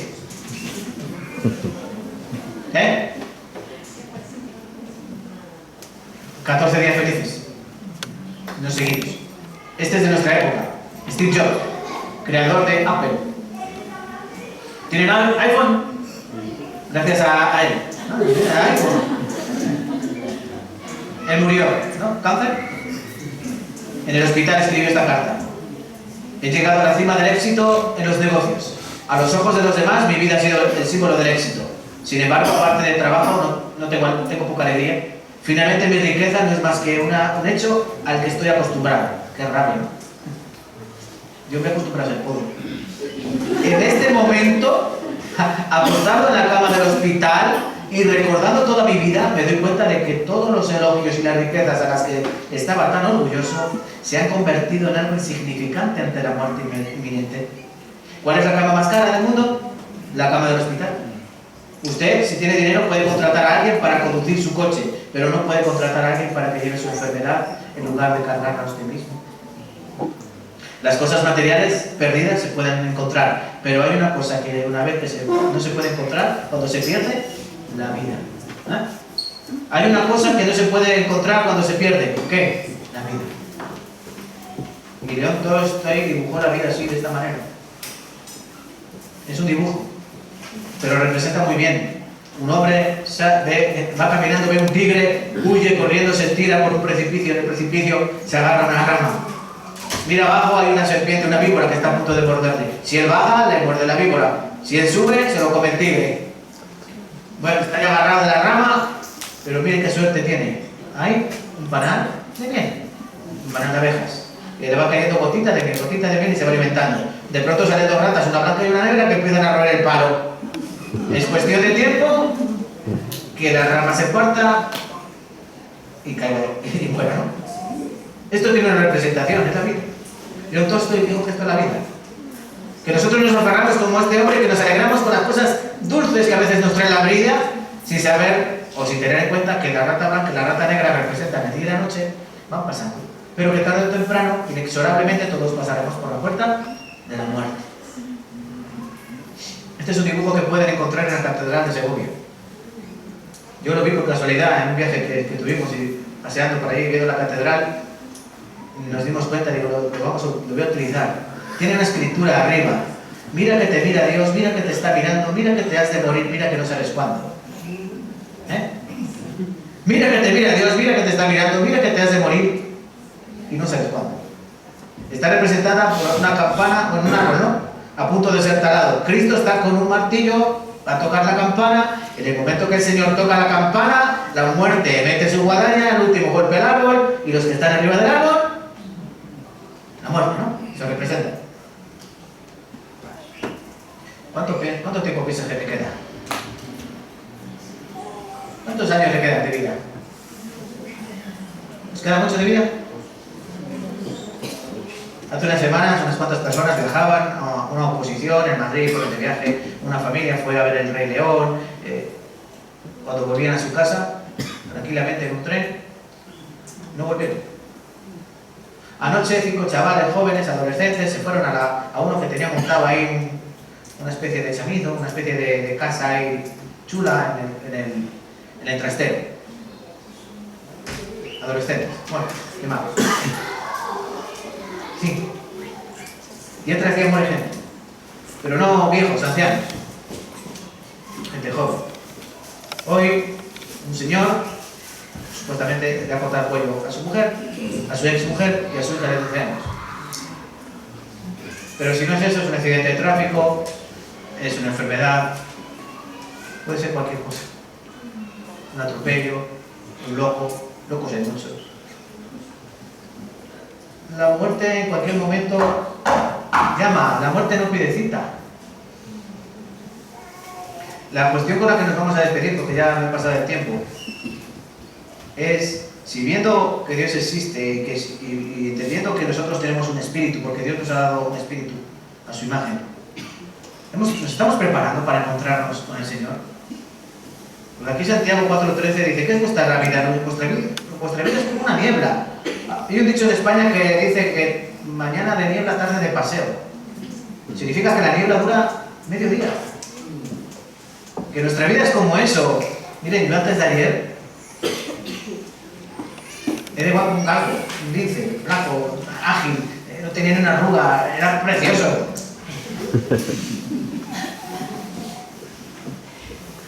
Y ya llevo medio siglo aquí. ¿Cuánto me queda? No lo sé. Cualquier día de esto nos despedimos, un infarto de miocardio, cualquier cosa, un cáncer, un accidente.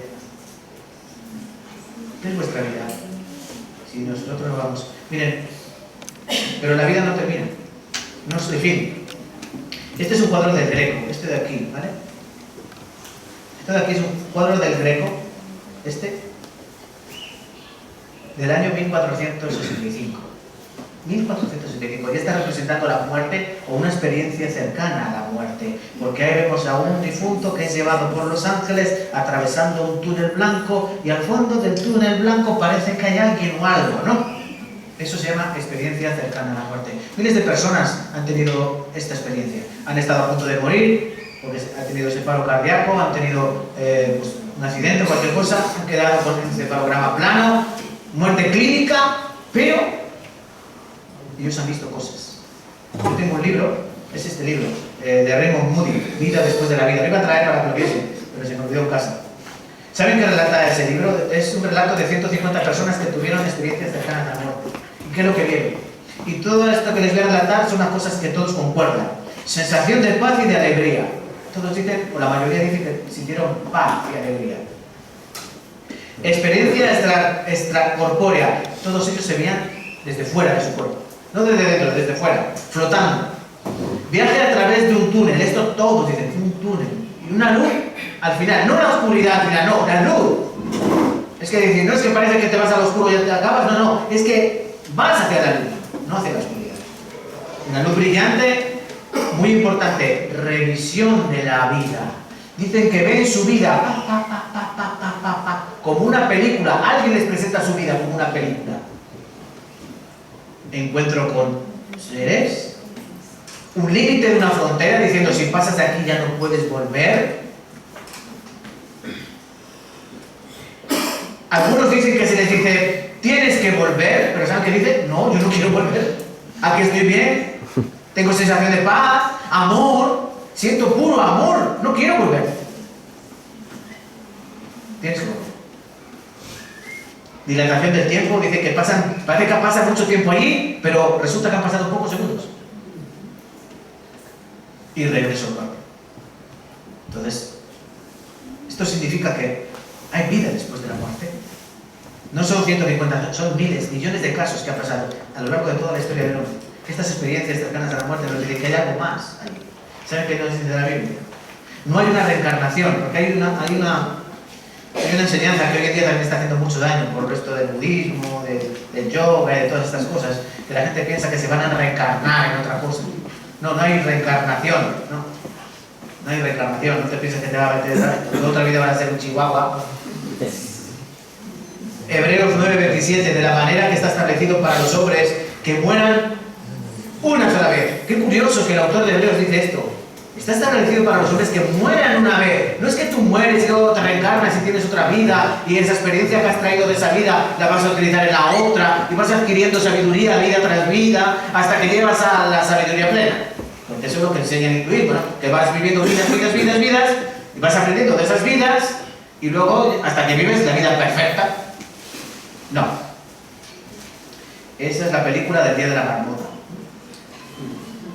Miren, mueran una sola vez y después de esto, Job también dice algo parecido. Job 19:26. Después de deshecha esta mi piel, en mi carne he de ver a Dios. En mi naturaleza verdadera, mi carne, mis ojos. Después de deshecha mi piel, en mi carne yo he de ver a Dios. ¿Saben por qué? Porque Dios nos ha creado de esta manera. Tesalonicenses 5:23. El mismo Dios de paz os santifique por completo, y todo vuestro ser, espíritu, alma, cuerpo, sea guardado irreprensible para la venida de nuestro Señor Jesucristo. ¿Qué significa? Que tenemos espíritu, alma, cuerpo. Espíritu y alma representan, son cosas ¿de qué? Ámbito espiritual. Cuerpo, sabemos ese cuerpo. Espíritu, alma, cuerpo. ¿El hombre es un ser tripartito? No, está bien de todo. Algunos dicen, no somos tripartitos, tenemos alma, espíritu, cuerpo. No tres. Tenemos aspecto material, carnal, cuerpo, y espiritual, alma, espíritu. ¿Hay diferencias? Sí, muy simple. Cuerpo, ¿de qué habla el cuerpo? Del hombre, del animal. Las plantas tienen cuerpo, ¿sí? Los animales tienen cuerpo. Nosotros tenemos cuerpo. Y ese cuerpo tiene apetito. Yo tengo hambre. Ya es hora de cenar. Después se acaba este hombre de hablar y cenamos algo. Porque ya me hace rurro las tripas, ¿no? Tengo hambre, tengo sed, tengo sueño, duermo. ¿Eso pertenece a qué? A la carne. Deseo de dormir, deseo sexual. ¿A quién pertenece eso? A la carne. Luego está el alma. ¿El alma a qué se refiere? Emociones, pensamiento, voluntad. Eso es el alma. ¿Y el espíritu? El espíritu, la conciencia, la existencia, religiosidad y, muy importante, eternidad. Eclesiastés 3:11 es un versículo muy importante. Eclesiastés 3:11 dice, y ha puesto Dios eternidad en el corazón de ellos. hablando de los hombres, sin que alcance este a entender la obra que ha hecho Dios desde el principio hasta el fin. Dios ha puesto en nosotros deseo de eternidad. ¿Aquí alguien se quiere morir? Si tú vas a un anciano a una residencia con 90 años, ya el hombre ni mastica, y tú le dices, abuelo, ¿qué? ¿Lo matamos ya? ¿Quiere morirse? ¿Y qué te va a decir el abuelo? ¡Muérete tú! ¿Sí o no? Él no se quiere morir. Los hombres nos aferramos a esta vida como si fuésemos garrapatas. No queremos morirnos. Si nos dijesen, esta es la fórmula de la eterna vida, la beberíamos sin pensarlo. No pensamos, ¿no? Este mundo. Madrugar, trabajar, sufrir, llorar. Aún así nos aferramos. ¿Tú has visto algún animal así?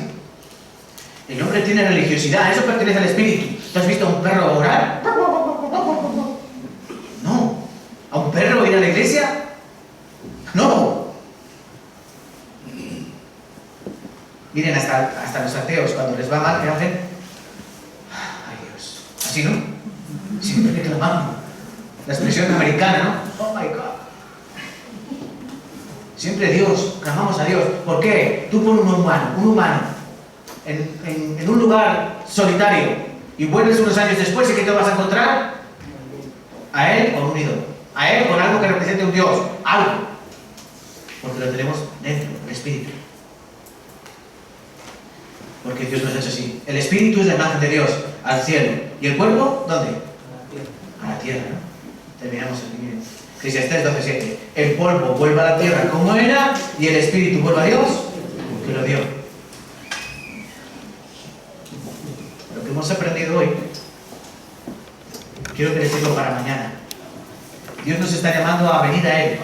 Venid a mí, inclinad vuestro oído, oídme. Venid, comprad sin dinero, vino, leche. Él nos quiere dar un regalo precioso. Es la salvación, no del cuerpo, porque tu cuerpo no hay quien lo salve. Tu cuerpo está condenado. Aquí no hay nadie que no se vaya a morir, lo siento. Lo único que no sabemos es el día, ni la hora, ni la manera. Menos mal que no lo sabemos. ¿Imaginas saber de qué día vas a morir y de qué vas a morir? Pero Dios nos dice que vamos a morir. Y no solo eso, que después de morir tenemos que saldar cuentas con Dios. Porque Él ha puesto en nosotros una cosa llamada conciencia. Un animal no tiene conciencia. Imagínense un gato que se come un ratón y luego va el gato a casa, pobrecito ratón, no tenía familia. ¿Pensará eso el gato? No lo piensa. Pero los hombres tenemos conciencia. Incluso el asesino, después de matar, ¿qué hace? Se mata él. Su conciencia, ¿no? Esa es su conciencia. ¿Sabe que ha hecho algo malo? ¿Qué dice? Por temor a la cárcel por cobardía.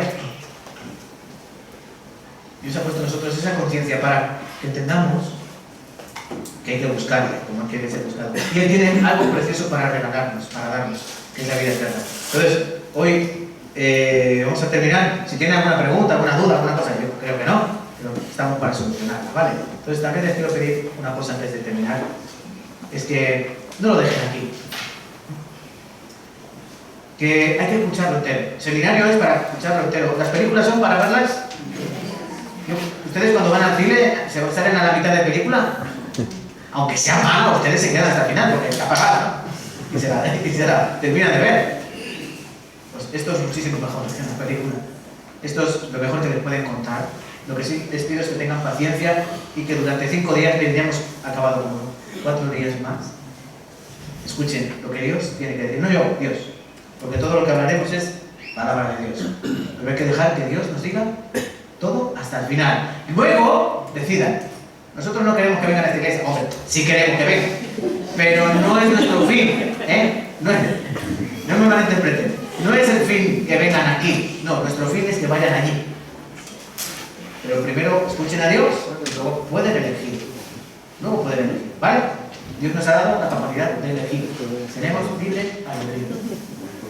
Vamos a terminar y vamos a orar. Bendito Padre, te damos gracias por tu palabra.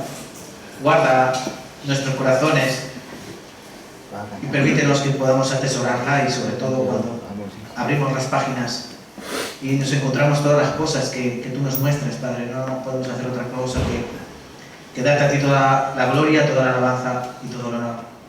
Hoy hemos aprendido que tú, verdaderamente tú existes, Señor, que tú has creado todas las cosas con el poder de tu palabra. Y que nos has dejado un libro de instrucciones para que podamos vivir a través de él.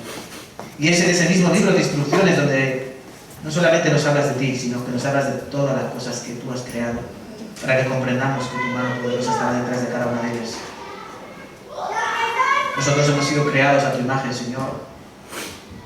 Por eso ayúdanos para que podamos entender verdaderamente cuál es el sentido de nuestra vida. Que no estamos aquí para atesorar riquezas, pues todas se terminarán haciendo polvo.